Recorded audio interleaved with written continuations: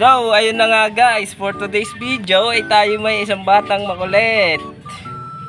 At dahil walang pasok, ay di ating kaapupot sa pagbiyahe. Ay ano pa? Ay di gay ka rin nila, gaya ang sistema, pag walang pasok, laging kabuntot. Shout out daw pala sa kanyang mahal na asawa. Sa lukuyang walang pasahero. Tengga.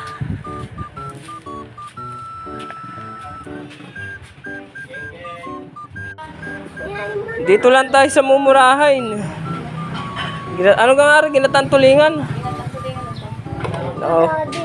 Basta may gulugoy. Magastos. Dapat paglumi nila. Ay, gusto pang lumi. Gato? Tapos kumain ay umuwi na ha. Napakainit. Ba?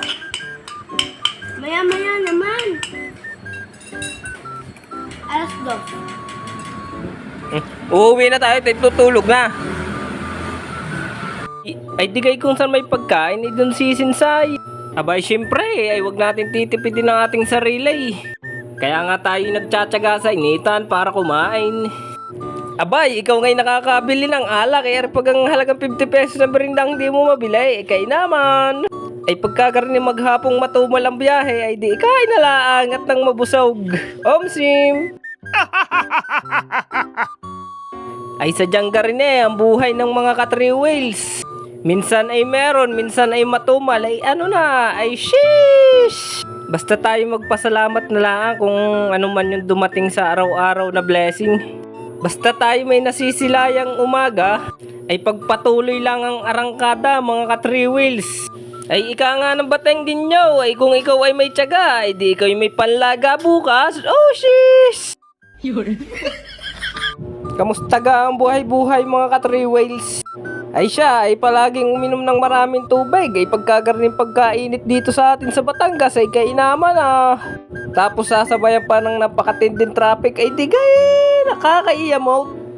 Tapos din sa aming pilahan ay kung wala kang sukay ay nako po ay wala kang kikitain. At mabuti na nga lang tayo mga ka-three wheels ay maraming tumatawag na pasahero.